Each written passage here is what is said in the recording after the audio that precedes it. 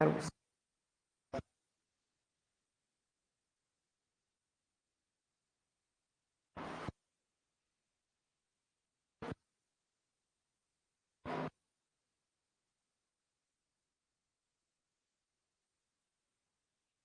दो।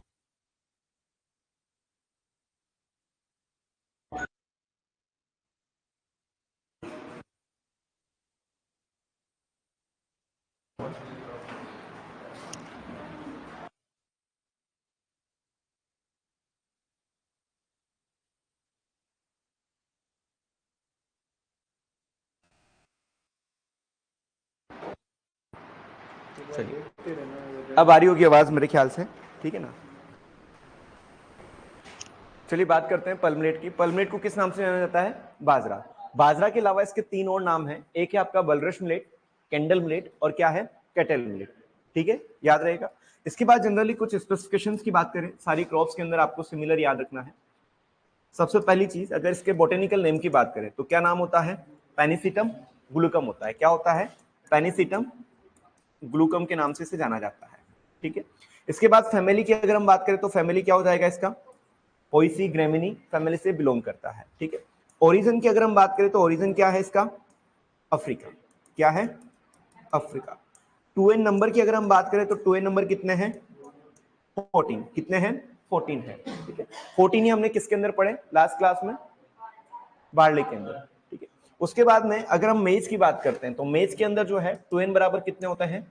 20 होते हैं। ठीक है, मेज के एंडोस्पर्म में कितने होते हैं? 30। ये चीज आपको याद रखना है। ठीक है, तो बोटेनिकल नेम हो गया, फैमिली हो गया, ऑरिजिन हो गया, 2n हो गया। पोलिनेशन के टाइप की बात करते हैं तो पोलिनेशन किस प्रकार का होता है? क्रॉस पोलिनेशन पाया जाता है। कैसा पाया जाता है? Cross pollination. और जिस तरीके से हमने मेज के अंदर बात किया था कि मेज जो है वो मोनोसियस होती है। कैसा होता है? मोनोसियस प्लांट होता है, यानी मेल और फीमेल दोनों एक ही प्लांट पर होता है। और इसके अलावा मेज का एक और कैरेक्टरिस्टिक था कि मेज जो है वो क्या थी? प्रोटो एंड्री थी। लेकिन अगर हम पल्मनेट की बात करते हैं तो पल्मनेट कैसा है? प्रोटोगाइनी। प्रोटोगाइनी का मतलब है कि फीमेल फ्लावर जो है वो मेल फ्लावर के पहले क्या हो जाता है? मैच्योर हो जाता है, परिपक्व हो जाता है। ये चीज क्लियर है। पोलिनेशन हो गया। उसके बाद C3 प्लांट है, C4 प्लांट है। तो प्लांट की बात करते हैं तो C4 प्लांट है। जब मैंने आपको ड्राईलैंड एग्रीकल्चर पढ़ाई थी तो उसके अंदर मैंने क्रॉप अडप्टेशन करके एक पॉइंट बताया था। क्रॉप अडप्टेशन के अंदर मैंने कहा था कि प्लांट के अंदर कुछ ऐसे मैकेनिज्म्स होते हैं, कुछ ऐसे स्ट्रक्चरल और फंक्शनल चेंजेस होते हैं जिसकी वजह से वो अपने आप को ड्रॉट कंडीशन के अंदर स्टैंड रखता है और अपनी ग्रोथ एंड डेवलपमेंट को कंटिन्यूज रखता है।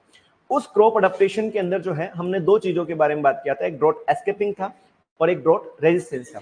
ड्रॉट एस्केपिंग के अंदर हमने कहा था कि फील्ड के अंदर ड्रॉट आने से पहले क्रॉप प्लांट अपनी लाइफ साइकिल को क्या कर लेते हैं? कंप्लीट कर लेते हैं। और उनके लिए हमने एक टर्म यूज किया था, क्या? एफएमएरएल। क्या यूज किया था? एफएमएरएल। अगर आपसे पूछा जाए कि किस क्रॉप प्लांट के अंदर जो है एफएमएरएल मैकेनिज्म या एस्केपिंग ऑफ ड्रॉट नेचर होता है तो याद रखना है पल्मलेट है। तो यहां पर हम लिख सकते हैं एस्केपिंग दी ड्रॉट। ये ड्रॉट को क्या करता है? एस्केप करने का काम करता है। इस वजह से इसे किस नाम से जाना जाता है? एफएमएरएल प्लांट। क्या कहलाता है? एफएमएरएल प्लांट। ये चीज क्लियर हुई? यहां तक समझ में आया आप लोगों को? इसके बाद कुछ और पॉइंट्स के बारे में हम बात करें। जर्मिनेशन की बात करें तो जर्मिनेशन किस प्रकार का होता है? जितनी भी सीरियल क्रॉप्स हैं उनमें जर्मिनेशन किस प्रकार का? हाइपोजियल जर्मिनेशन पाया जाता है। अगर इसके अंदर हम टेस्ट वेट की बात करते हैं तो टेस्ट वेट कितना होता है? 5 to 9 ग्राम। कितना होता है? 5 to 9 ग्राम। ठीक है, इसके अलावा कुछ और पॉइंट्स की अगर हम बात करें, इसके मिनरल कंस्टिट्यूएंट की बात करें, मिनरल कॉन्स्टिट्यूएंट। मिनरल कॉन्स्टिट्यूएंट के अंदर जो कार्बोहाइड्रेट है वो कार्बोहाइड्रेट कितना पाया जाता है? लगभग 67 से 70% तक वेरी करता है। प्रोटीन की अगर हम बात करते हैं तो 11.5% जो है प्रोटीन पाया जाता है। और मोस्ट इंपोर्टेंट आपको याद रखना है कि पल्मनेट के अंदर जो फैट है वो 4 to 6% है। कितना है? 4 to 6% है। ये चीज आपको याद रखना है। कितना है? 4 to 6%। इसलिए एओ का जो एग्जाम हुआ था 2015 के अंदर उसमें एक क्वेश्चन पूछा गया था, हाई एनर्जी और हाई फैट रिच या fat rich cereal crop. Fat rich cereal crop की अगर हम बात करें या फिर इसे कहा जाता है हाई एनर्जी क्रॉप। क्या कहा जाता है? High energy crop. और एक और नाम से इसे जाना जाता है पुअर मैन फूड के नाम से या पुअर मैन सीरियल के नाम से, बिकॉज क्योंकि इसके अंदर जो है हाई एनर्जी क्रॉप है और फैट रिच सीरियल क्रॉप है, इस वजह से पल्म मिलेट को क्या कहा जाता है, हाई एनर्जी क्रॉप या फिर पुअर मैन फूड के नाम से जाना जाता है, जिसके अंदर फेट कंटेंट आपको याद रखना है कितना होता है, 4 to 6% होता है। कार्बोहाइड्रेट प्रोटीन आपको याद रहे तो रहे या ना रहे, वो कोई दिक्कत वाली बात नहीं, आपको फेट कंटेंट याद रखना है कितना है, 4 to 6% है। इसके बाद में मोस्ट इंपोर्टेंट चीज इसके अंदर अगर हम बात करें तो आपने देखा कि परमलेट का जो बोटेनिकल नेम है वो क्या है, पेनिसिटम ग्लूकम है। क्या है, पेनिसेटम ग्लूकम। और इस पेनिसिटम ग्लूकम का क्रॉस यानी बाजरे का क्रॉस जो है पेनिसेटम परप्यूरियम। परप्यूरियम क्या होता है, पेनिसिटम परप्यूरियम, इसे कहा जाता है नेपियर ग्रास। क्या कहा जाता है, नेपियर ग्रास के नाम से जाना जाता है, या इसे कहा जाता है एलिफेंट ग्रास। क्या कहा जाता है, एलिफेंट ग्रास, या इसे कहा जाता है युगांडा ग्रास। युगांडा। क्वेश्चन पूछा जा सकता है नेपियर ग्रास का बोटेनिकल नेम क्या है, तो याद रखना है पेनिसिटम परप्यूरियम, या जिसे क्या कहा जाता है एलिफेंट ग्रास, या क्या कहा जाता है युगांडा ग्रास। जब पल्मनेट यानी बाजरा और पेनिसिटम परप्यूरियम दोनों के बीच में क्रॉस कराया गया तो एक वैरायटी डेवलप हुई है जिसका नाम है पूसा गेंट नेपियर। क्या नाम है, पूसा गेंट नेपियर। आपसे इंपॉर्टेंट क्वेश्चन है, पूछा जा सकता है कि पूसा गेंट नेपियर जो है वो किस किस के क्रॉस से बनी है, तो पेनिसिटम ग्लूकम और पेनिसिटम परप्यूरियम। पेनिसिटम परप्यूरियम को क्या कहा जाता है, नेपियर ग्रास कहा जाता है।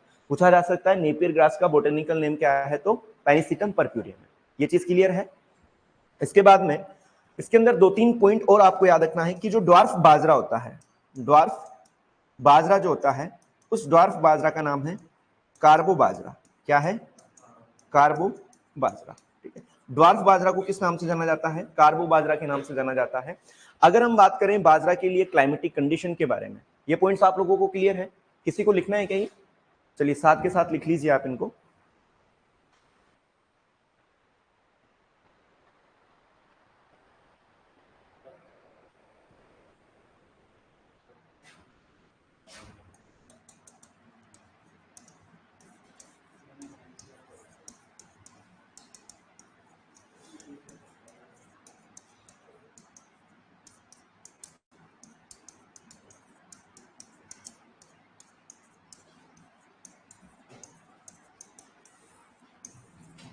एक बार बोर्ड पे देखना, अगर हम पल्मनेट के लिए क्लाइमेटिक कंडीशन की बात करें, ये सारी चीजें क्या हो गई इसके बारे में जनरल इंट्रोडक्शन।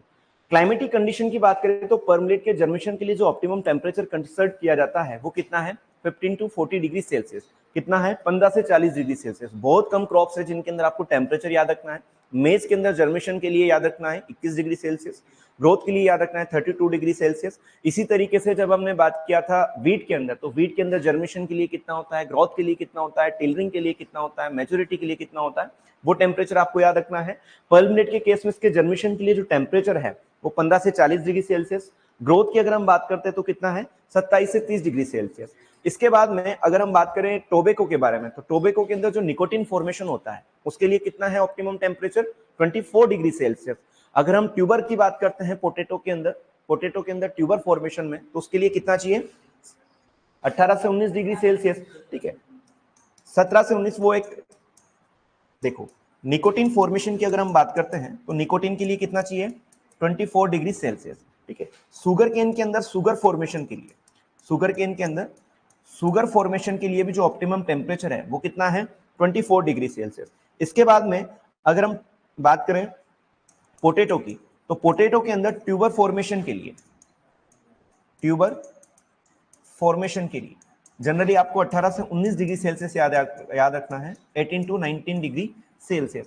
नाइट्रिफिकेशन की प्रोसेस की अगर हम बात करते हैं तो नाइट्रिफिकेशन के अंदर जनरली आपको याद रखना है 30 से 35 डिग्री सेल्सियस, और केवल इक्वल पूछा जाए, मतलब एक यूनिट में पूछा जाए तो याद रखना है 35 degree Celsius.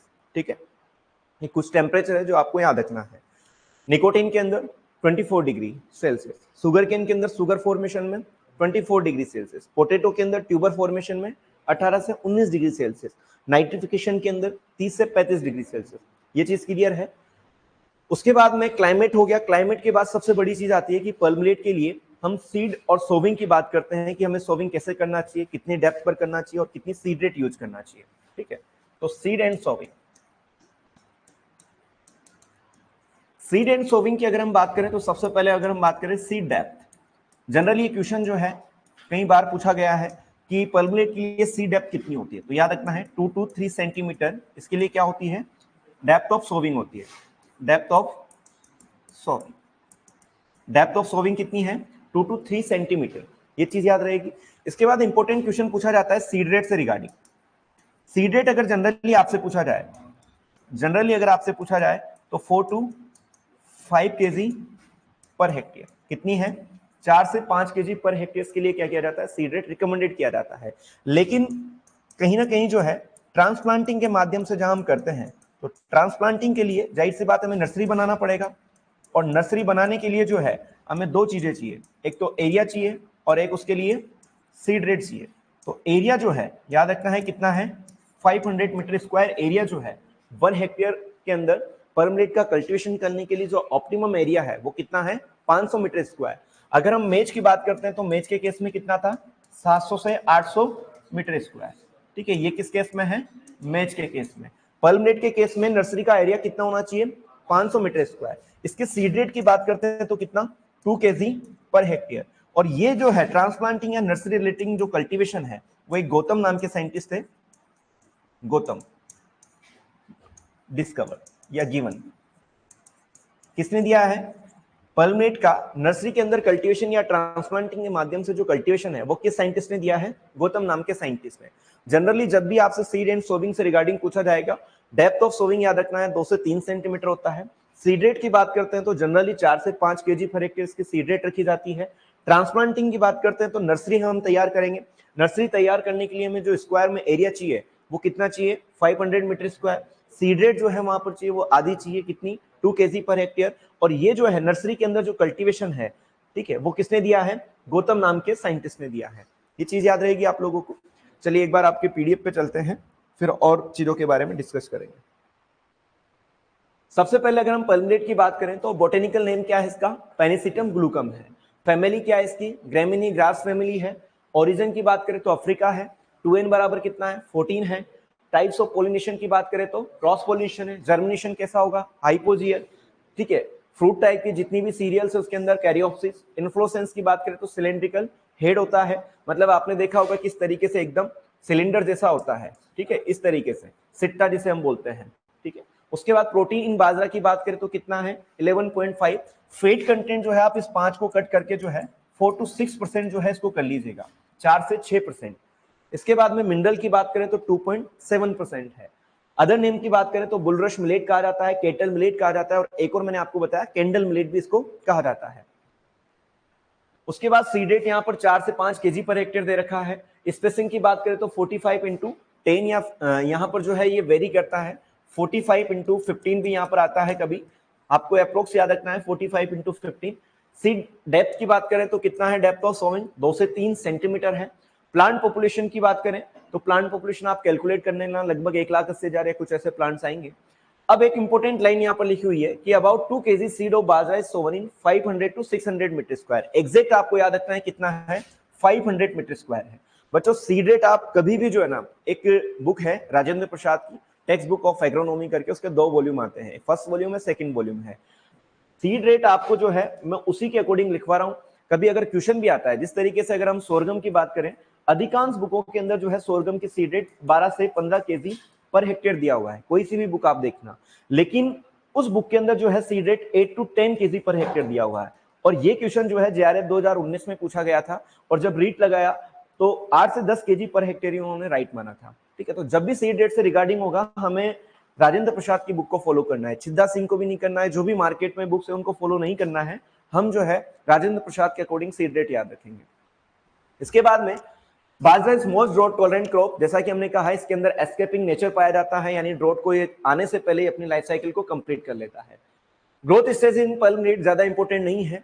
Stages of growth जो है आपको वीट के केस में याद रखना है जो इंपॉर्टेंट है। वेराइटीज की बात करते हैं, पल्मलेट का फर्स्ट हाइब्रिड जो है कब आया था 1965 में, लुधियाना के अंदर जो है टिफ्ट 23A और बिल 3B के बीच में जो क्रॉस करवाया गया तो क्या बना था HB1 बना था। क्या बना था HB1 बना था। HHB 67 ICMS 356 पूसा मोती, WCC 75, HB1 और राज 171। ये तो वेराइटीज है। इनके अलावा आपको मोस्ट इंपोर्टेंट वेराइटीज है जो लिख लेना, MPMH 17 और MPMH 21। MPMH 17 और MPMH 21। देखो MPMH की फुल फॉर्म है, MPMH जो है इसकी फुल फॉर्म है मंडोर पर्मलेट हाइब्रिड। क्या है? मंडोर पर्मलेट हाइब्रिड है। मंडोर पर्मलेट हाइब्रिड क्या है? राजस्थान की अगर हम बात करते हैं तो राजस्थान के अंदर AICRP ऑन पर्मलेट, AICRP ऑन पर्मलेट जो है वो कहां चलता है? मंडोर में। और मंडोर कहां है? जोधपुर में।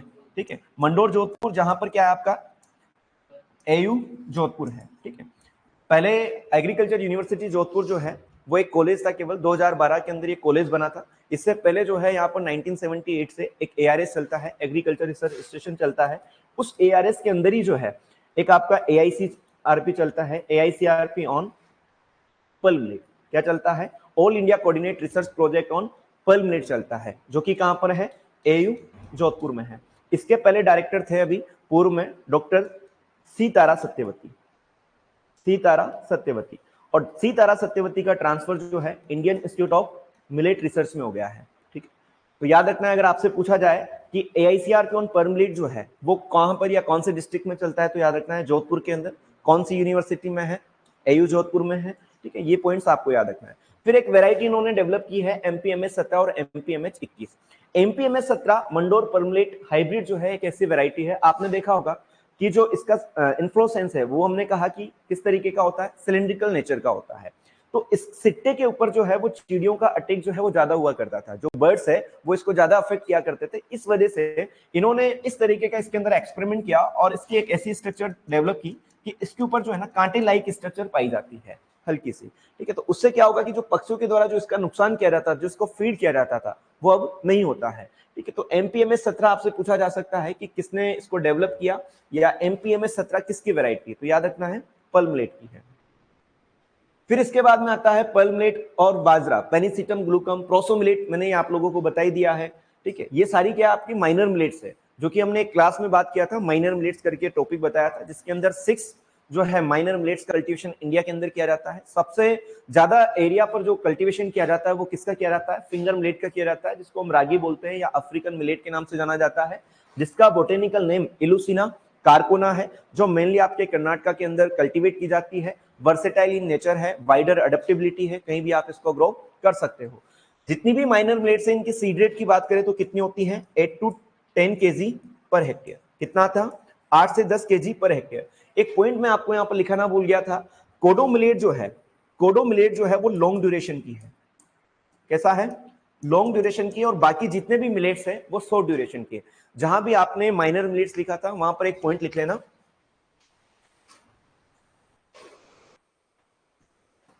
कोडो मिलेट जो है, कोडो मिलेट की बात करें, कोडो मिलेट का साइंटिफिक नेम क्या है? पासपुलम स्कॉर्बिकुलेटम, पासपुलम स्कॉर्बिकुलेटम, जो कि आपके कहां पर ग्रो हो सकती है? शैलो और डीप सोइल के अंदर ये क्या हो सकती है? ग्रो हो सकती है। याद रखना है कोडो मिलेट जो है वो लॉन्ग ड्यूरेशन का है, लॉन्ग ड्यूरेशन मिलेट है। But all remaining minor millets, minor millets किस नेचर के होंगे? Short duration. ये पॉइंट आपको याद रखना। ठीक है, सभी मिलेट्स जो हैं वो शॉर्ट ड्यूरेशन के होते हैं, एक्सेप्ट क्या है आपका? कोडो मिलेट, जिसका नाम क्या है? पासपुलम स्कॉर्बिकुलेटम है। अगर हम माइनर मिलेट्स की बात करें तो टोटल माइनर मिलेट्स कितने हैं इंडिया के अंदर? 6 है, जिसके अंदर अगर हम सबसे पहले बात करें तो फर्स्ट वन हो जाएगा आपका फिंगर मिलेट। ठीक है, इसके बाद में सेकंड आपका फॉक्सटेल मिलेट। ठीक है, थर्ड नंबर की बात करें तो लिटिल मिलेट। ठीक है, फोर्थ नंबर की बात करें तो आपका प्रोसो मिलेट। 5 नंबर की बात करें तो आपका फिंगर, फॉक्सटेल, लिटिल, प्रोसो और बार्नयार्ड मिलेट। और 6 नंबर का आपका क्या हो जाएगा? कोडो मिलेट। ठीक है, फर्स्ट मैंने आपको बताया था फिंगर मिलेट जिसको हम रागी बोलते हैं, इलुसिना कार्कोना कहा जाता है, वाइडर अडेप्टेबिलिटी है। फॉक्सटेल की बात की तो मैंने बताया था कि एक लड़की थी जिसका नाम सरिता था, जो कि कहाँ के रहने वाली थी, बाड़मेर, हाँ रहने वाली बाड़मेर की थी, गई इटली थी, लोमड़ी लेके आई थी, लेकिन बाड़मेर में रहती थी, तो बाड़मेर में तो पानी था न फर्टिलिटी लेवल अच्छा था, इस वजह से फॉक्सटेल मिलेट जिसको हम सेटारिया इटालिका बोलते हैं, सेटारिया इटालिका जो कि कहाँ कहाँ पाई जाती है, मतलब सॉरी इसके अंदर कैरेक्टरिस्टिक्स क्या है, ये एक तो ड्रोट को क्या करती है, टॉलरेंट करती है, और लो फर्टिलिटी कंडीशन को क्या करती है, टॉलरेंट करती है। लिटिल मिलेट की बात करें तो मैंने बेबी के बारे में बताया था कि भाई बेबी को जो है आप कम पानी पिलाना पड़ता है, और कम पानी के साथ छोटे टब में आप उसको पूरा भर के भी नहला सकते हो। तो लिटिल मिलेट जिसको हम क्या बोलते हैं, पेनिकम सुमाट्रेंस के नाम से जाना जाता है, जिसका क्या कैरेक्टरिस्टिक्स है कि ये जो है ड्रोट को भी टॉलरेंट करती है और वाटर लॉगिंग को भी क्या करती है, टॉलरेंट करती है। क्लियर है? और ये क्वेश्चन जो है पीजी 2020 का क्वेश्चन है आपका, ठीक है, कि लिटिल मिलेट का क्या कैरेक्टरिस्टिक्स है। प्रोसो मिलेट की बात करें तो हमने कहा था प्रधानमंत्री के बारे में, प्रधानमंत्री से मिलने जाएंगे, पेनिकम मिलिए सीएम, और प्रधानमंत्री जी ऐसे हैं जिनको न तो गर्मी लगती है और न पानी की प्यास लगती है, यानी हीट को भी टॉलरेंट करते हैं और ड्रॉट को भी टॉलरेंट करते हैं। बार्डियान मिलेट की बात करते हैं तो ये फोडर के रूप में इसका यूज किया जाता है। कोडो मिलेट आपको पता है ही सही, ठीक है, तो ये सारी चीजें आपको याद रखना है। जनरली जितने भी माइनर मिलेट्स है उनकी सीड रेट कितनी होती है, 8 to 10 kg पर हेक्टेयर होती है।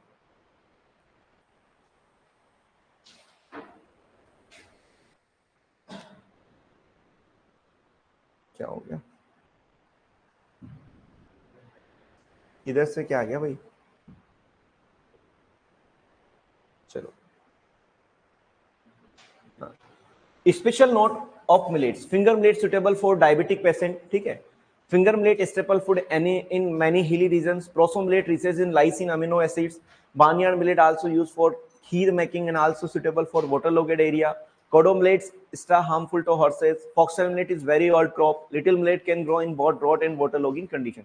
ये पॉइंट इन्होंने यहाँ पर जो मेंशन कर रखा है कि लिटिल मिलेट जो है ड्रॉट और वाटरलॉगिंग कंडीशन के अंदर टॉलरेंट करती है। सारे के सारे कैरेक्टर्स जो है आपको याद रखना है। इसके बाद में अगर हम पल्मोनेट की बात करें, डिजीज के बारे में हम बात नहीं कर रहे हैं, इंसेक्ट के बारे में बात नहीं कर रहे हैं, लेकिन आपको पल्मोनेट के डिजीज और इंसेक्ट पेस्ट को अच्छे से याद करना है, ठीक है। डिजीज की अगर हम बात करते हैं तो जनरली पल्मोनेट के अंदर एक तो लगता है आपका डाउनी मिल्ड्यू, ठीक है, एक लगता है आपका अर्गट डिजीज। डाउनी मिल्ड्यू को क्या कहा जाता है, डाउनी मिल्ड्यू का कॉजल ऑर्गेनिज्म क्या है, स्केलोस्पोरा ग्रेमिनिकुला। अर्गट का क्या है, क्लेविसेप्सिस फ्यूजिफॉर्मिस, ठीक है। ग्रीन ईयर डिजीज किसको कहा जाता है, डाउनी मिल्ड्यू को कहा जाता है। अर्गोटिन का फॉर्मेशन किस में होता है, अर्गट डिजीज में होता है, ठीक है। इसके अलावा इसके अंदर एक और पाया जाता है स्मन डिजीज, ठीक है, टोलियोरॉप्सिस पेनिसिलियाई करके कुछ ऐसा कॉजल ऑर्गेनिज्म होता है, वो याद रखना है आपको, ठीक है। इसलिए याद रखना है क्योंकि बाजरा हमारा यहाँ का स्टेपल फूड है, इस वजह से इससे एक नए क्वेश्चन पूछे जाने की संभावना ज्यादा बनती है। इसके अलावा बाजरा जो है वो पश्चिमी राजस्थान में ज्यादा होता है, और मेनली इस पर जो रिसर्च वर्क कर रहा है वो एयू जोधपुर कर रहा है, और एयू जोधपुर इस बार क्या बना रहा है, पेपर बना रहा है। तो अपन को सारी एस्पेक्ट को कवर करते हुए जो है चलना है, ठीक है। तो थोड़ा पल्मोनेट को आप अच्छे से पढ़ना, इसके सीड रेट या जो भी इसके कैरेक्टरिस्टिक्स है सारे ध्यान रखना, ठीक है, ठीक है। तो ये आपका पल्मोनेट कंप्लीट होता है। इसके बाद नेक्स्ट क्रॉप आती है सोरगम, ठीक है। सोरगम की अगर हम बात करें तो यहां तक किसी को और कुछ लिखना है, जो भी ऑनलाइन वाले बच्चे हैं इनमें से कुछ पॉइंट लिखना है आप लोगों को। टेम्परेचर लिखना है, टेम्परेचर लिख लीजिए। क्लाइमेटिक कंडीशन के अंदर जर्मिनेशन के लिए 15 से 40 डिग्री सेल्सियस, ग्रोथ के लिए 27 से 30 डिग्री सेल्सियस, ठीक।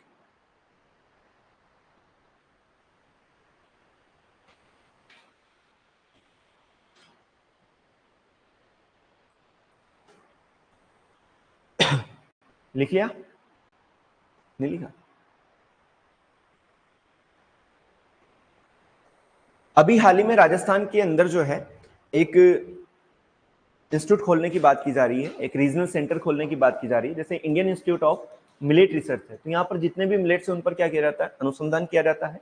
AICRP ऑन पर मिलेट जो है आपको पता है कहाँ है, जोधपुर के अंदर है, मंडोर जोधपुर के अंदर है। लेकिन हाल ही में जो है रीजनल पर मिलेट रिसर्च सेंटर खोले जाने की जो स्वीकृति है वो मिल चुकी है, और ये खुलेगा कहाँ, गुड़ामालानी बाढ़।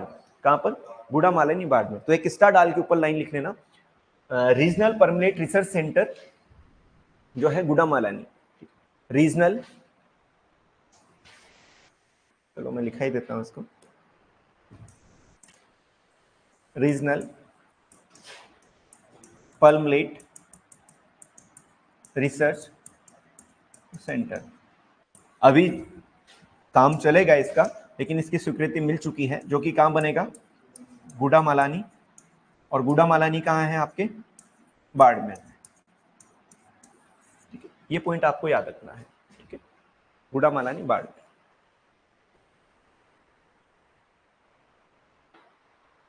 इसके अंदर जो है आप जब पैथोलॉजी में पढ़ोगे डिजीज वगैरह, तो याद रखना है कौन सा जो है एयरबोर्न है, कौन सा सोइल बोर्न है। यहाँ से इंपॉर्टेंट क्वेश्चन पूछ जाते हैं, एक बार कंफर्मेशन कर लेना कौन सा जो है डिजीज किस नेचर का है। ठीक है, लिखा ये पॉइंट। चलिए नेक्स्ट क्रॉप की हम बात करते हैं, जिसका नाम है सोरगम।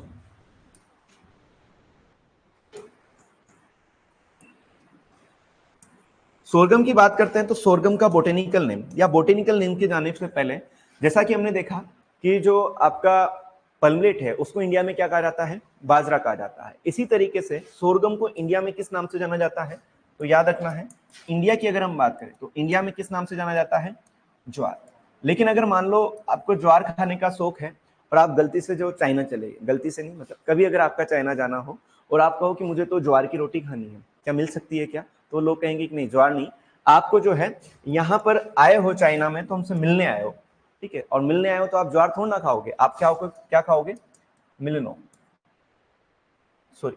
ठीक है, तो चाइना के अंदर जो सोरगम है, कहां पर, चाइना में, मिलो सॉरी, चाइना के अंदर जो सोरगम है उसे किस नाम से जाना जाता है, मिलो के नाम से जाना जाता है। लेकिन अगर मान लो आप चाइना से घूमते हुए जो है स्पेन चले गए, कहां चले गए, स्पेन चले गए, तो स्पेन के अंदर जो है सोरगम को केओलाइन के नाम से जाना जाता है, केओलाइन, केओलिनो सॉरी, केओलिनो। तो तीनों आपको नाम याद रखना है। सबसे बड़ा जो कंफ्यूजन होता है वो पर्मलेट के नामों में और सोरगम के नाम में होता है। पर्मलेट की अगर हम बात करें तो पर्मलेट को जो है बाजरा कहा जाता है, बाजरा के अलावा जो है कैंडल मिलेट कहा जाता है, या फिर कटेल मिलेट कहा जाता है, या फिर बुलरश मिलेट कहा जाता है। ये चीज क्लियर है।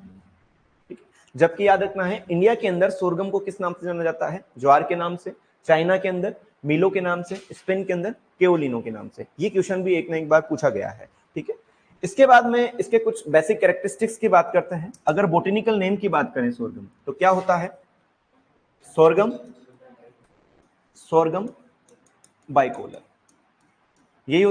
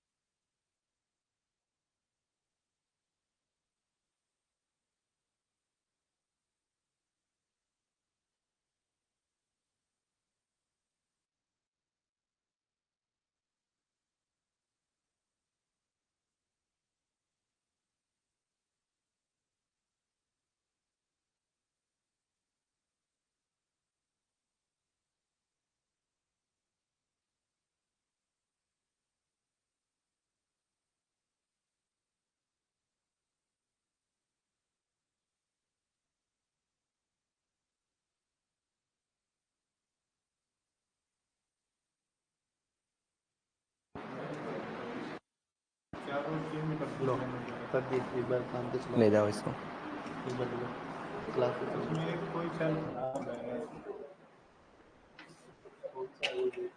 चलो अगर हम बेसिक कैरेक्टरिस्टिक्स की बात करें, सोरगम, सोरगम बाइकोलर, फैमिली क्या है इसकी, ग्रेमिनिया ग्रास फैमिली है। ओरिजिन की बात करें तो अफ्रीका, क्रोमोसोम नंबर की बात करें तो 2n बराबर 14, टाइप ऑफ पोलिनेशन जो है क्रॉस पोलिनेशन पाया जाता है, जर्मिनेशन की बात करें तो हाइपोजियल जर्मिनेशन, फ्रूट टाइप की बात करें तो कैरियोप्सिस, इन्फ्लोरेसेंस की बात करें तो पैनिकल, और प्रोटीन इन सोर्गम की बात करें तो 10 से 12% और फैट जो है वो 3% है। जनरली यहाँ पर सारी चीजें आपको पता है, ठीक है। कुछ पॉइंट्स बात कर लेते हैं, फिर अपन अपने तरीके से बात करेंगे। Leucine amino acid rich in sorghum and grain, so pellagra disease cause due to the less synthesis of vitamin 3, ठीक है। जनरली विटामिन B3 के सिंथेसिस के लिए जो रेस्पॉन्सिबल होता है, ठीक है। एक चीज यहां पर मैं आप लोगों को बताना चाहूंगा, 2 पॉइंट आपने पढ़ा होगा कि कंटिन्यूअसली अगर आप मेज या फिर सोर्गम का फीडिंग करते हो, ठीक है, तो इससे एक डिजीज होने के चांसेस ज्यादा बढ़ जाते हैं जिसका नाम है पेलेग्रा डिजीज। और जनरली आप जानते हो कि pellagra disease is due to the deficiency of vitamin B3, ठीक है। तो कंटिन्यूअसली मेज या सोर्गम की फीडिंग करेंगे तो क्या हो जाता है, पेलेग्रा डिजीज हो जाता है। इसके अलावा सोर्गम के अंदर आपको 2-3 पॉइंट याद रखने की आवश्यकता है, जिसके अंदर मोस्ट इंपोर्टेंट है एशियन टॉक्सिसिटी। एशियन का मतलब क्या है, हाइड्रोसाइनाइड एसिड, ठीक है। इसको किस नाम से जाना जाता है, धुरीन के नाम से जाना जाता है।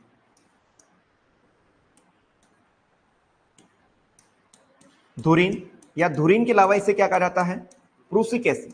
क्या कहा जाता है, प्रूसिक एसिड, प्रूसिक एसिड, ठीक। और धुरीन या प्रूसिक एसिड जो है वो मेनली कहां पर बनता है, फॉर्मेशन जो है, फॉर्मेशन कहां होता है, रूट्स में। कहां होता है, रूट्स के अंदर। जबकि इसका स्टोरेज जो है, स्टोरेज कहां होता है, लीफ के अंदर। तो क्वेश्चन पूछा जाता है कि धुरीन का फॉर्मेशन कहां होता है, रूट्स में, और रूट से ये कहां ट्रांसलोकेट होता है, लीफ के अंदर जाकर स्टोरेज होता है। तो जनरली जो धुरीन का फॉर्मेशन है, फॉर्मेशन जो स्टार्ट होता है इसकी सीडलिंग से लेकर जब तक की क्रॉप जो है 35 टू 40 डेज आफ्टर सोविंग। धुरीन का फॉर्मेशन कब से कब तक चलता है, सीडलिंग से लेकर 35 टू 40 डेज आफ्टर सोविंग तक चलता है। यानी मान लीजिए आपने 40 दिन पहले जो है इस सोरगम को किसको खिलाया, जानवरों को खिलाया, जानवरों को मतलब एनिमल्स को, समझ लेना ये एनिमल्स है, ठीक है। किसको फीड किया, एनिमल्स को फीड किया।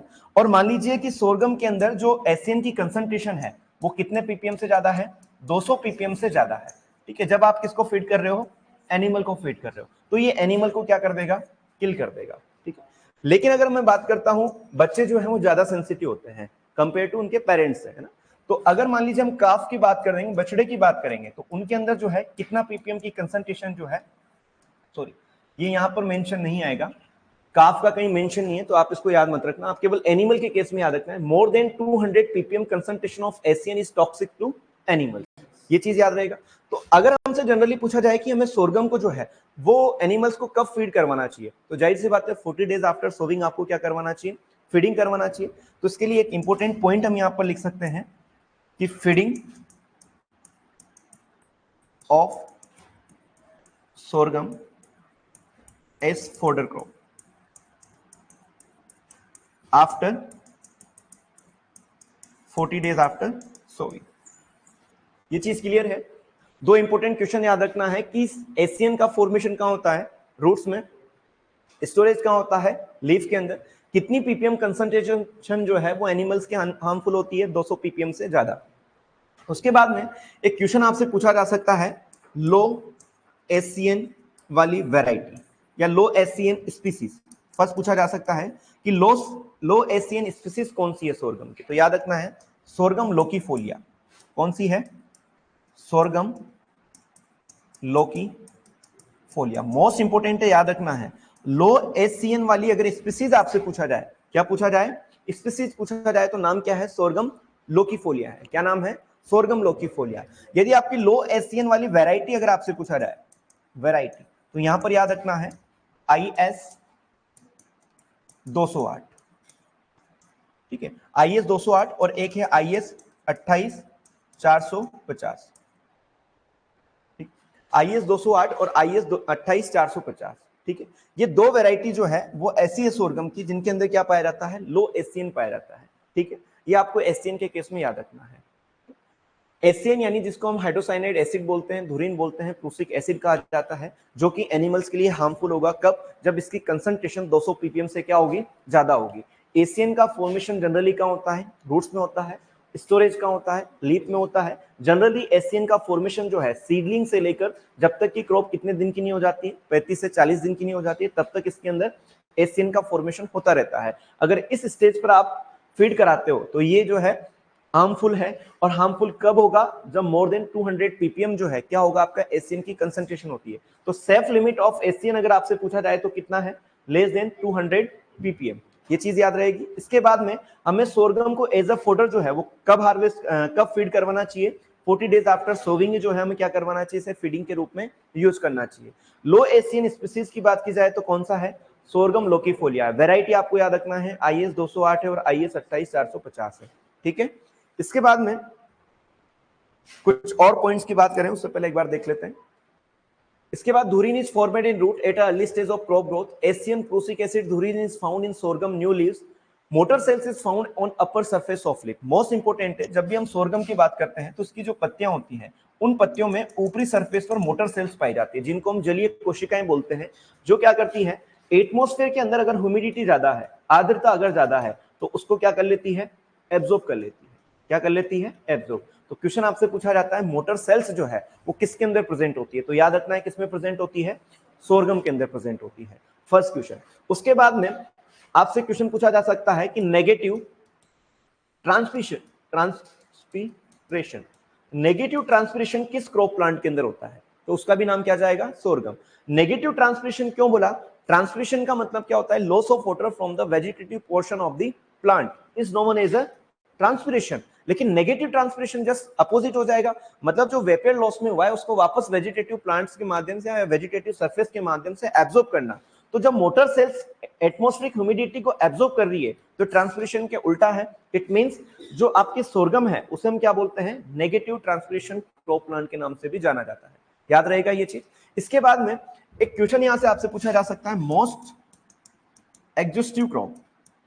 मोस्ट एग्जिस्टिव क्रॉप की अगर हम बात करें तो उसका नाम क्या है, तो मोस्ट एग्जिस्टिव क्रॉप जो है वो किसे कहा जाता है, सोरगम को कहा जाता है। बिकॉज ये मोर डीपर रूट्स, यानी लगभग 2 मीटर डेप्थ ऑफ सोइल तक इसकी रूट पेनिट्रेट करती है, वहां से वाटर को, मॉइस्चर को, न्यूट्रिएंट को फीड अप करती है। उसी के साथ साथ इसके जो रेजिड्यूज होते हैं उन रेजिड्यू का जो CN रेशियो है वो मोर देन 80:1 होता है, जो कि सोरगम सिकनेस का काम करता है, यानी सोइल को सिक करने का काम करता है।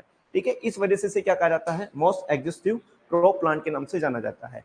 इसके बाद में है कि प्रोप रूट में develop and usually no tillering. Generally अगर हम बात करें तो इसके अंदर किसका फॉर्मेशन होता है, प्रोप रूट का फॉर्मेशन होता है, जिसको हम क्या बोलते हैं, बेस रूट के नाम से भी जाना जाता है, जो प्लांट को मैकेनिकल सपोर्ट और फोटोसिंथेसिस में क्या करती है, पार्टिसिपेट करती है।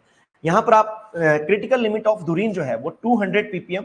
काफ के लिए मैंने तो कहीं बुक में देखा नहीं, आप इसको एक बार जो है थोड़ा सा कट कर लेना, ठीक है। काफ के लिए जो है 500 ppm, इसको एक बार आप कट कर लीजिएगा। सीड रेट इसका आप चेंज कर लेना, सीड रेट इस 12 to 15 केजी को कट करके जो है वो 8 to 10 केजी पर हेक्टेयर कर लेना, 8 to 10 KG per hectare, according to Rajendra Prasad की जो बुक है वॉल्यूम फर्स्ट, उसके according 8 to 10 KG per hectare. अधिकांश बुकों में जिसमें भी आप पढ़ोगे वहां पर इसकी सीड रेट 12 से 15 केजी पर हेक्टेयर है, लेकिन राजेंद्र प्रसाद के अंदर इसकी जो सीड रेट दे रखा है वो 8 से 10 केजी पर हेक्टेयर है। तो हमें याद रखना है कितनी है, 8 से 10 केजी पर हेक्टेयर। अब बात करते हैं रबी सोरगम की, तो रबी सोरगम की वैरायटी मोस्ट इंपोर्टेंट है, याद रखना है M35-1। कौन सी है, M35-1 है, मल्टी कटिंग वैरायटी। देखो एक बार इसके फोल्डर के बारे में बात कर लेते हैं। फोल्डर पर्पस से जो है सोरगम दो प्रकार का होता है, एक सिंगल कट वाली फोल्डर क्रॉप होती है, सिंगल कट वैरायटीज होती है, और एक होती है आपकी मल्टी कट। सिंगल कट और मल्टी कट का मतलब क्या है, सिंगल कट का मतलब है कि एक पर्टिकुलर वैरायटी के पूरे ड्यूरेशन में केवल एक ही बार हम उसकी क्या करेंगे, कटिंग करेंगे, तो उसको हम क्या बोलते हैं, सिंगल कट। मल्टी कट का मतलब जो है कि नंबर ऑफ टाइम्स जो है हम ज्यादा उसकी कटिंग करेंगे, तो उसको हम क्या बोलते हैं, मल्टी कट। ये चीज क्लियर है। एक इंपॉर्टेंट क्वेश्चन यहां से पूछा जाता है कि जब हम मल्टी कट पर्पज वाली या मल्टी कट फोल्डर पर्पज वाली वेराइटीज की बात करते हैं तो उसकी हम कटिंग कब करें, कटिंग। तो कटिंग जो है याद रखना है 50% फ्लावरिंग और फुल फ्लावरिंग स्टेज, ठीक है। एट 50% फ्लावरिंग या फिर फुल फ्लावरिंग स्टेज पर हमें सिंगल कट वाली वेराइटीज को क्या करना है, कट करना है, याद रहेगा।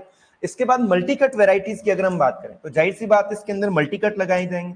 तो फर्स्ट कटिंग जो है, फर्स्ट कट जो है 55 डेज आफ्टर सोविंग, कितने दिन के बाद, 55 डेज आफ्टर सोविंग के बाद हमें क्या करना है, फर्स्ट कट लेना है। फिर alternative cuts, alternative cuts at 40 days interval, 40 दिन के अंतराल में जो है वापस हमें क्या करना है, इसकी कटिंग करना है। तो मोस्ट इंपोर्टेंट क्वेश्चन पूछे जाते हैं कि जो सोरगम है, जो कि आपके सिंगल कट वेराइटी होती है, उसके अंदर कटिंग जो है वो किस स्टेज पर करते हैं, तो 50% फ्लावरिंग या फुल फ्लावरिंग स्टेज पर किया जाता है।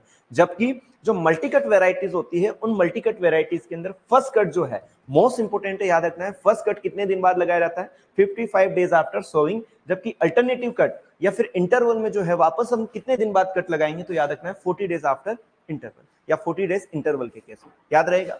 इसके बाद यहां पर सीड रेट से रिगार्डिंग क्वेश्चन पूछा जाता है।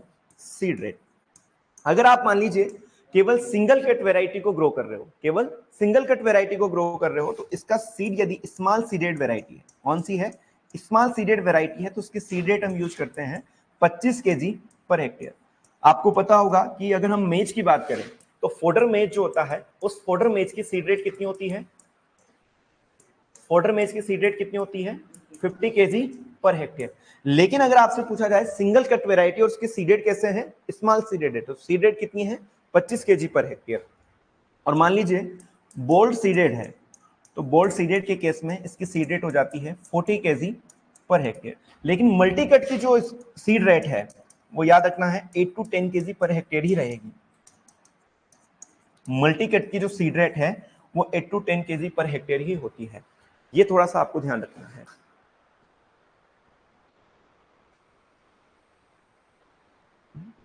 तो फोडर पर्पस के लिए सिंगल कट जो हम लगाते हैं at the time of 50% flowering या फुल फ्लावरिंग स्टेज पर, सीड रेट याद रखना है, small seed rate 25 kg per hectare, bold seed rate है तो 40 kg पर हेक्टेयर।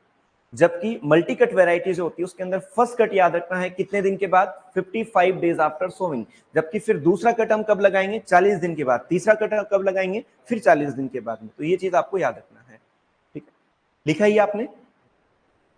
एक इंपॉर्टेंट चीज जो है आपको याद रखना है कि जो सोरगम के अंदर धुरीन का फॉर्मेशन है वो प्रोपोर्शनल होता है या फिर पॉजिटिव रिलेशन रखता है मॉइस्चर स्ट्रेस के साथ। किसके साथ, मॉइस्चर, अभी हम बात कर लेते हैं। चलो ये लिखा आपने, लिखिए। हाँ,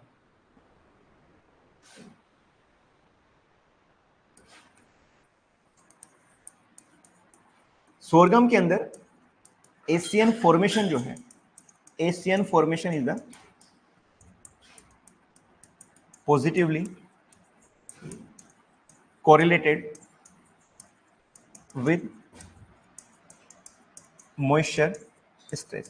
यानी सोइल के अंदर अगर ज्यादा मॉइस्चर होगा तो जाहिर सी बात है सोरगम के अंदर जो है वो एशियन का फॉर्मेशन भी क्या होगा, ज्यादा होगा। तो याद रखना है सोरगम के अंदर जो एशियन का फॉर्मेशन है वो पॉजिटिवली कोरिलेटेड होता है किसके साथ, मॉइस्चर स्ट्रेस के साथ। तो इसलिए जनरली जब मान लीजिए आप सोरगम को ग्रो करते हो एज अ फोडर पर्पस, मान लो आपने उसका ग्रीन के रूप में जो है या ग्रीन फोडर के रूप में उसको आपने कट नहीं किया है और आप चाहते हो कि तो हम तो इसका बाद में जो है क्या बनाएंगे, हे बनाएंगे, तो उस केस में भी जब आप इसको कट करोगे तो इससे पहले जो है आपको हार्वेस्टिंग के पहले जो है 8 से 10 दिन पहले 2 से 3 इरिगेशन जो है आपको लाइट इरिगेशन अगर अवेलेबल है तो उस केस में इसको दिए जाते हैं, जिससे क्या होगा कि जो भी एसियन इसके अंदर एक्यूमुलेट है वो क्या हो जाएगा, लो हो जाएगा, ठीक है। तो इस वजह से याद रखना है, जनरली कहा जाता है कि मॉइस्चर स्ट्रेस के साथ में जो है क्या पॉजिटिवली कोरिलेटेड होता है सोरगम के अंदर, एशियन फॉर्मेशन। जितना ज्यादा मॉइस्चर स्ट्रेस वहां पर उतना ही ज्यादा क्या होता है, एशियन का फॉर्मेशन होता है, धुरीन का फॉर्मेशन होता है। ये पॉइंट आपको याद रखना है, ठीक है।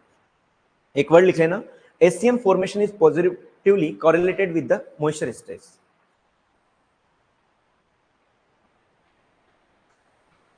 We all distributing again and again.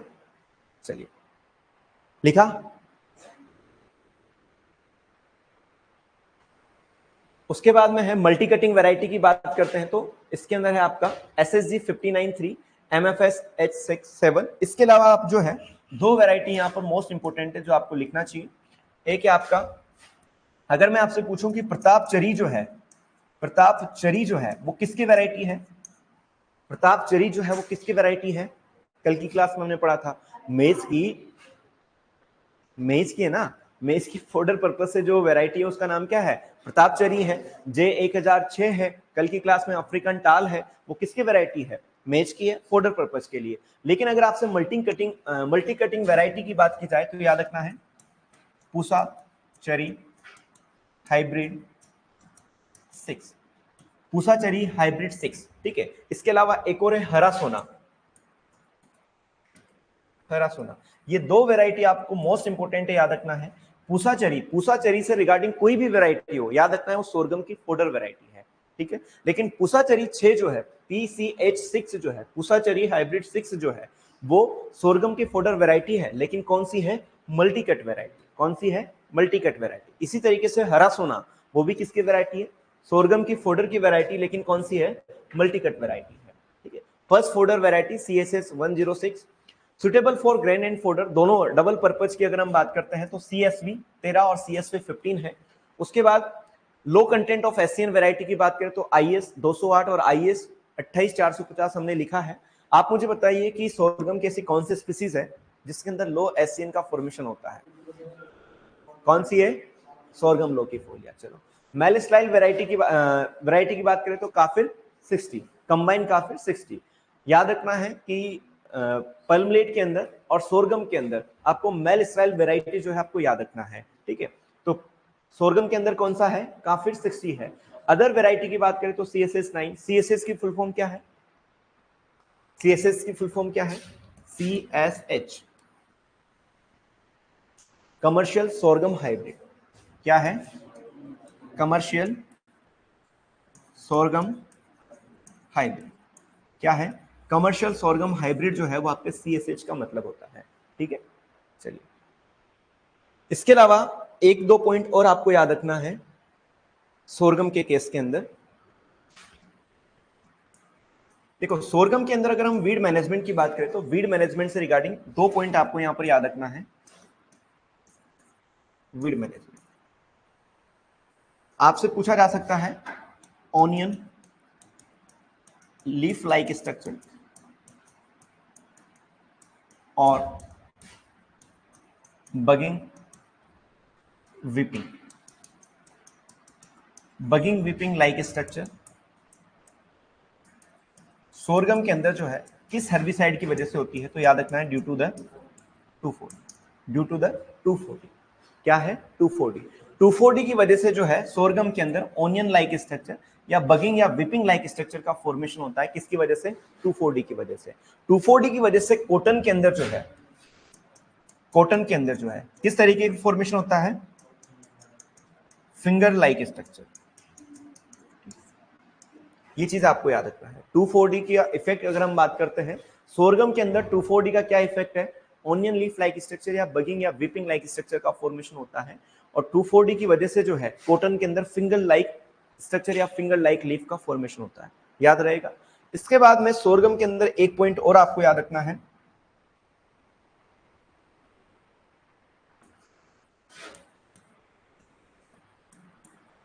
Sorghum के अंदर एक होता है स्वीट सोरगम।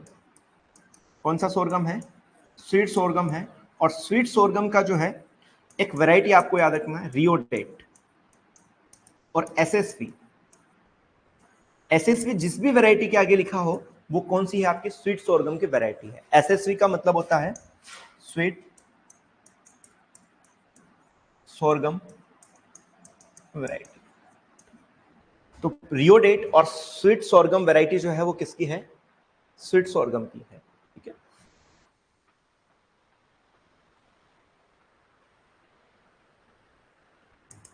इसके अलावा दो पॉइंट और रखे ना,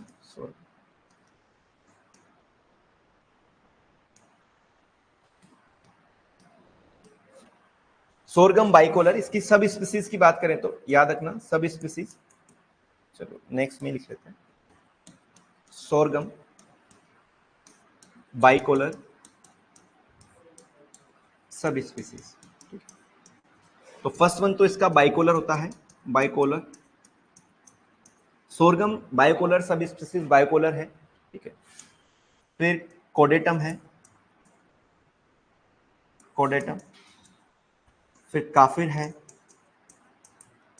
फिर दुर्रा है।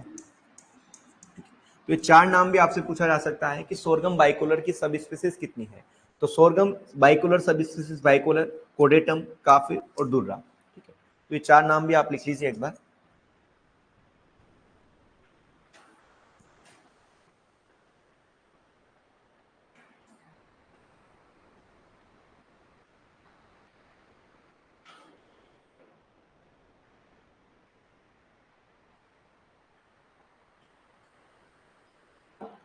कल अपन ने जब मेज पढ़ा था, लिखाइए एक बार।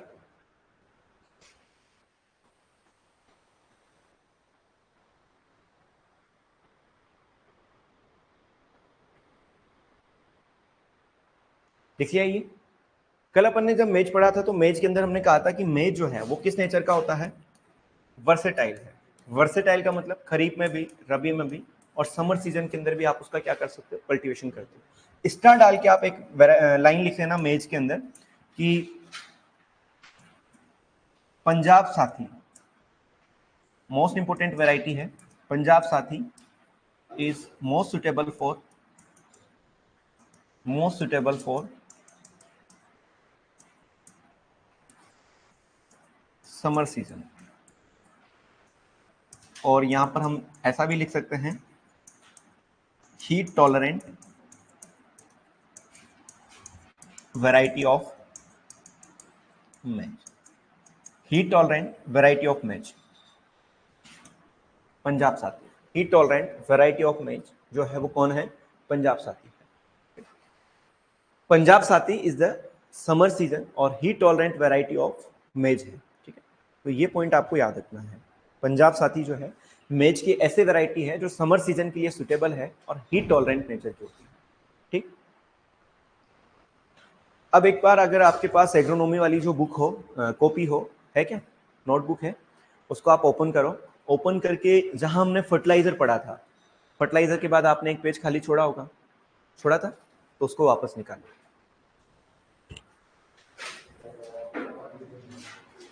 कोई ना, सिंगल पेज में भी आप लिख सकते हो।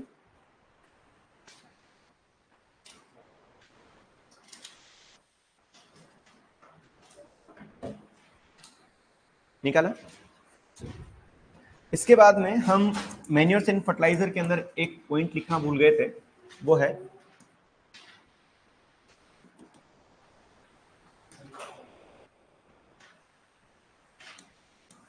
Soil fertility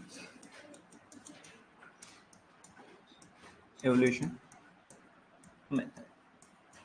soil fertility evolution के लिए जनरली हमने कई सारे मेथड्स के बारे में बात किया था और किशन सर ने भी जो है आपको सॉइल के अंदर किस तरीके से न्यूट्रिएंट का एस्टिमेशन करना है, डिफरेंट मेथड्स के बारे में बताया।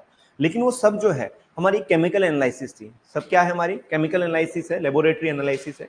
लेकिन कुछ जो है बायोलॉजिकल मेथड्स भी जो है यहाँ पर यूज किए जाते हैं, तो उनका हम एक बार लिख लेते हैं, बायोलॉजिकल मेथड्स। और इन बायोलॉजिकल मेथड्स में फर्स्ट आता है आपका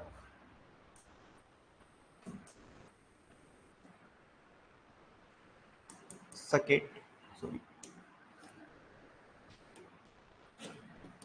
स्टेवार्ट एंड सकेट मेथड। एक बार आप इसको लिखना, फिर मैं समझाता हूं कैसे याद करना है आपको और ये क्या चीज है। For P N K through the use of azoto method. एक बार आप इनको लिख लो, फिर मैं समझाता हूं कैसे याद करना है। सेकंड जो है मैलिक, मैलिक टेस्ट, ठीक है, फॉर फॉस्फोरस। नंबर थर्ड है Mehlich Cunninghamella plaque method for, sorry, potassium for phosphorus।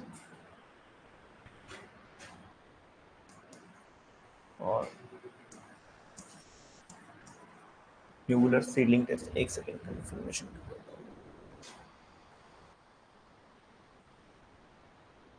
Moulder cells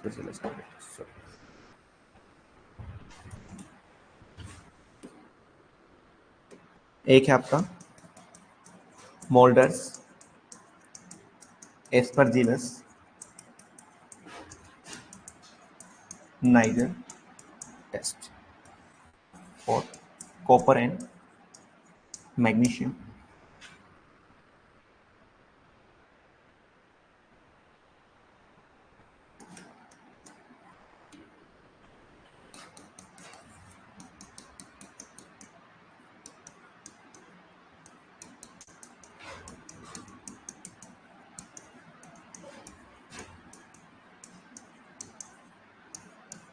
एक बार आप इनको लिखो, फिर हम इनको समझते हैं कैसे याद करना है। मिसलिक पोर्ट कल्चर मेथड।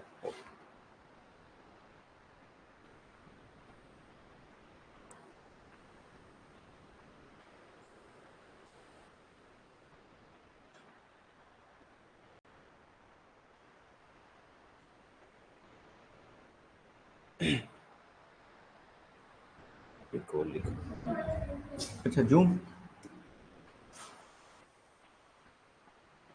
अब दिख रहा है?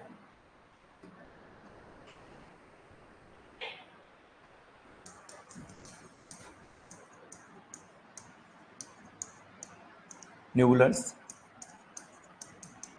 Seedling method lettuce. चलो एक बार ये तीनों चारों पॉइंट लिखो। लिखा? फर्स्ट है Stewart and Sackett, SACKET, Sackett method for phosphorus and potassium through the use of azotobacter। Mehlich test जो है या मैलिक टेक्निक इसको कहा जाता है for potassium. Mehlich Cunninghamella plaque method जो है वो याद रखना है फॉस्फोरस के लिए। मोल्डर्स एस्परजिलस नाइजर टेस्ट जो है कॉपर और मैग्नीशियम के लिए। मिश्रलिक पोर्ट कल्चर मेथड के अंदर जो प्लांट यूज किया जाता है वो ओट है। और न्यूबुलर्स सीडलिंग मेथड जो है उसके अंदर लेट्यूस यूज किया जाता है। एक बार आप ये 6-7 पॉइंट लिखिए, फिर हम समझते हैं यहाँ से किस प्रकार से क्वेश्चन पूछा जाता है।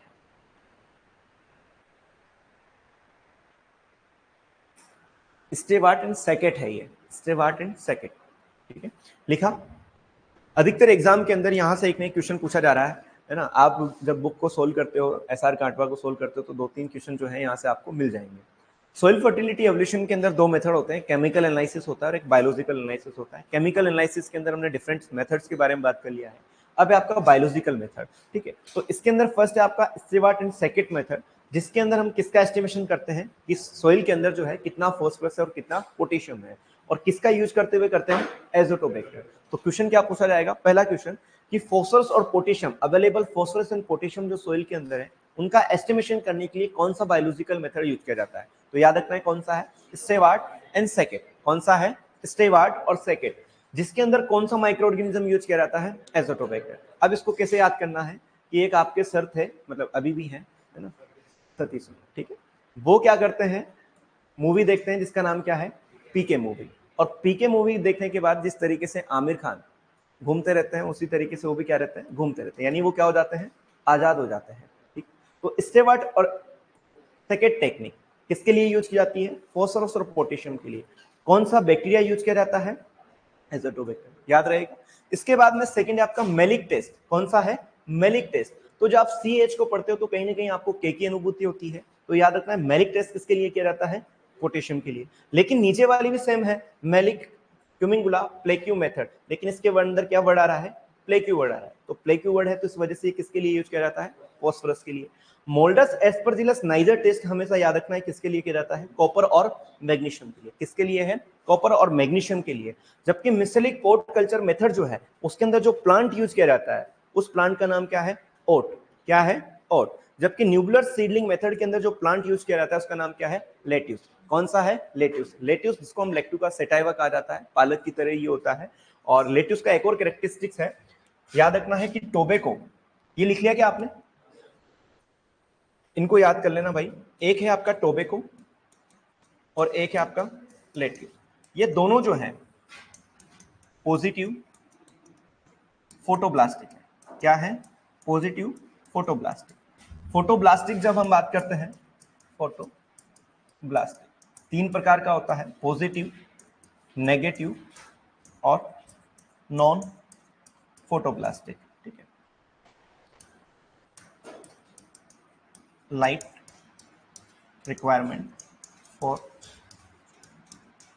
जर्मिनेशन, किसी भी सीड को लाइट की रिक्वायर्ड है या नहीं है उसके बेसिस पे जनरली हम 3 प्रकार से क्लासिफिकेशन करते हैं, पॉजिटिव फोटोब्लास्टिक, नेगेटिव फोटोब्लास्टिक और नॉन फोटोब्लास्टिक। समझ में आया?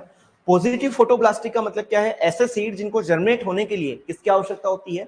लाइट की आवश्यकता। दो seed which is required light for the germination is known as a positive photoblastic. और पॉजिटिव फोटोब्लास्टिक के कौन कौन एग्जाम्पल हैं? टोबैको और लेट्यूस है। क्या है? टोबैको और lettuce.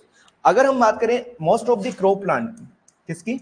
Most of crop plant की, तो मोस्ट ऑफ क्रॉप प्लांट जो है वो किस नेचर के होते हैं? नॉन फोटोब्लास्टिक नेचर के होते हैं। किस नेचर के होते हैं? नॉन फोटोब्लास्टिक, यानी उन्हें कोई फर्क नहीं पड़ता है कि लाइट है या डार्कनेस है, उनका सीड जो है वो जर्मिनेट हो जाएगा। ठीक है। नेगेटिव फोटोब्लास्टिक का मतलब क्या होता है कि ऐसे सीड जिनको जो है जर्मिनेशन के लिए या जो लाइट की एब्सेंस में ही केवल जर्मिनेट होंगे उनको हम क्या बोलेंगे? नेगेटिव फोटोब्लास्टिक। समझ में आया? फोटोब्लास्टिक मतलब जिनको जर्मिनेशन के लिए लाइट रिक्वायर्ड होती है उसके बेसिस पे। पॉजिटिव फोटोब्लास्टिक जिनको जर्मिनेशन के लिए लाइट रिक्वायर्ड होती है उनको हम क्या बोलते हैं? पॉजिटिव फोटोब्लास्टिक। जिनको कोई फर्क नहीं पड़ता है तो उनको हम क्या बोलते हैं? नॉन फोटोब्लास्टिक। अधिकांश क्रॉप प्लांट किस नेचर के हैं? नॉन फोटोब्लास्टिक। पॉजिटिव फोटोब्लास्टिक का एग्जांपल क्या है? टोबैको और लेट्यूस है। ये चीज याद रहेगी, एक बार आप इनको लिख लेना। कल की क्लास मतलब नेक्स्ट जब भी होगी तब हम राइस को खत्म करेंगे और 1-2 दिन के अंदर आपका पल्सेस, 1-2 दिन में ऑयल सीड, मतलब 5-6 क्लासेस के अंदर आपका पूरा क्रॉप खत्म कर लेंगे। ठीक है? हाँ जी, किसमें? इधर मेलिक टेस्ट। मेलिक टेस्ट में आपको फोस्फोरस नहीं आएगा, इसके अंदर पोटेशियम ही आएगा। मेलिक कुमिंगला प्लेक्यू मेथड के अंदर फोस्फोरस आएगा। ये चीज आपको याद रखना है। ठीक है। हाँ, एक और चीज मैं यहाँ पे ऑटो करेक्ट करवा देता हूँ आपको। जब हमने CN रेशियो पढ़ा था तो CN रेशियो के अंदर मैंने कहा था कि 20:1 से अगर ज्यादा होता है तो इस जगह क्या होता है? मिनरलाइजेशन होता है। यही कहा था। 30:1 से अगर ज्यादा होता है तो इस केस में क्या होता है? इमोबिलाइजेशन। एक मैंने आपको शायद CP रेशियो पढ़ाया था। CP रेशियो के केस में कहा था कि 200:1 से अगर कम होगा तो क्या होता है? मिनरलाइजेशन। लेकिन मैंने इमोबिलाइजेशन का शायद आपको 400 लिखा रखा है या 300 लिखा रखा है? 400, तो उसको आप करेक्ट कर लेना। 301 से अगर ज्यादा होगा तो इमोबिलाइजेशन। इसी तरीके से CS रेशियो जो है 200:1 से अगर कम है तो मिनरलाइजेशन, और 400:1 से अगर ज्यादा है तो होगा आपका इमोबिलाइजेशन। ठीक है, वो CS रेशियो का था, कार्बन सल्फर रेशियो का था। एक बार आप इसको थोड़ा सा देख लेना, बाकी एक बार और हम इस पे बात करेंगे। ठीक है, thank you. Sir paper PDF app से डाउनलोड नहीं होती है, प्रिंट नहीं हो रहा है। हाँ जी, हाँ, उसका राइट आंसर जो है वो है ही जाएगा। है का मतलब क्या है कि कोई भी ऐसा प्रोडक्ट जिसके अंदर मिनिमम मॉइस्चर जो है 14 से 15% होता है। लेकिन मैंने एग्जांपल में आपको दे दिया था, एक जो है आपका रिचका है और एक आपके बरसीम है। ऐसा थोड़ा मैंने रेस्ट्रिक्टेड किया था कि केवल इसमें रिचका और बरसीम ही आ सकता है, इसके अलावा कोई सी भी ग्रास आ सकती है जिसके अंदर मॉइस्चर कितना हो? 14 से 15% हो। जनरली अगर हम बात करें डायलेट। चलो कल करते हैं ना, सर इंतजार कर रहे हैं।